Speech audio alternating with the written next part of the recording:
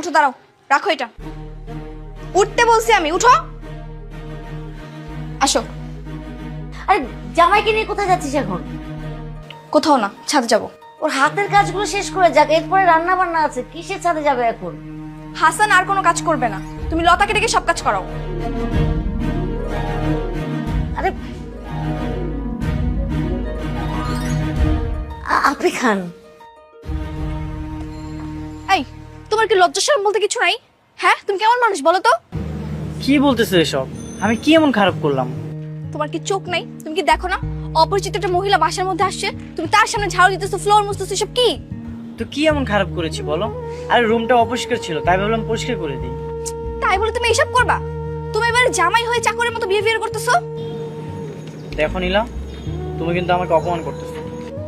অপমান? তোমার কি আবার মান সম্মান আছে যে তোমাকে অপমান করব? কে বলেছে আমার সম্মান নেই? আমি বলছি, রাস্তায় একটা রিকশাওয়ালার তোমার চেয়ে বেশি মান সম্মান আছে। সে কষ্ট করে উপার্জন নিয়ে বউ নিয়ে থাকে, তোমার মতো ঘর জামাই থাকে না। তো আমি কাজ করতেছি না? আচ্ছা মানলাম রিক্সাওয়ালা না হয় বাইরে কষ্ট করে উপার্জন করে, আমি এই বাড়িতে কাজ করতেছি না, কষ্ট করে উপার্জন করি না? উফ, তোমাকে বোঝানোর মতো ক্ষমতা আমার নাই, যা ইচ্ছা তাই করো। আরে বউরা আমার শুধুই রাগ করে। আরে এই কোথায় যাচ্ছিস তুই? আমরা এই বাড়ি ছেড়ে চলে যাচ্ছি, থাকবো না এখানে। চলে যাচ্ছিস মানে? তোর ভালোর জন্য আমি ঘর জামাই আনলাম, আর তুই ঘর ছেড়ে জামাই নিয়ে চলে যাচ্ছিস? হ্যাঁ, যাচ্ছি, কারণ যেখানে আমার স্বামীর কোনো সম্মান নেই সেখানে আমি আর থাকবো না। থাকবো না মানে কি? আর এখন হুট করে তোরা যাবি বা কোথায়? যেখানে ইচ্ছে সেখানে যাব, কিন্তু তোমাদের সঙ্গে আর থাকবো না। ও তা থাকবে কেন?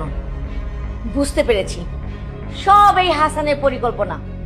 বাহ হাসান বাহ, 7টা দিন হলো না তুমি এখন আমার মেয়েকে পটিয়ে পাঠিয়ে নিজের বাড়িতে নিয়ে যাচ্ছ? না মা, নীলা চাচ্ছে তো তাই। চুপ থাকো তুমি, আমাকে বলতে দাও। শোনো বাবা, আমি এরকম জীবন কখনো আশা করিনি। আমি সবসময় চেয়েছি আমার একটা আলাদা সংসার হবে, কিন্তু তোমরা যা করছো এতে আমার স্বামীকে নিয়ে এখানে থাকা আমার পক্ষে সম্ভব না।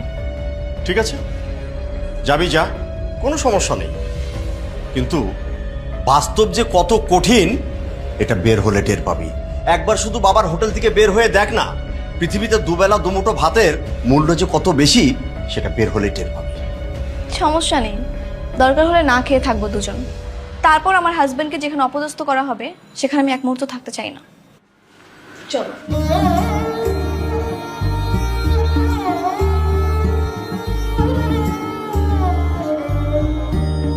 এই ওরা তো সত্যি সত্যি চলে যাচ্ছে। ঠিক আছে, যাচ্ছে যেতে দাও।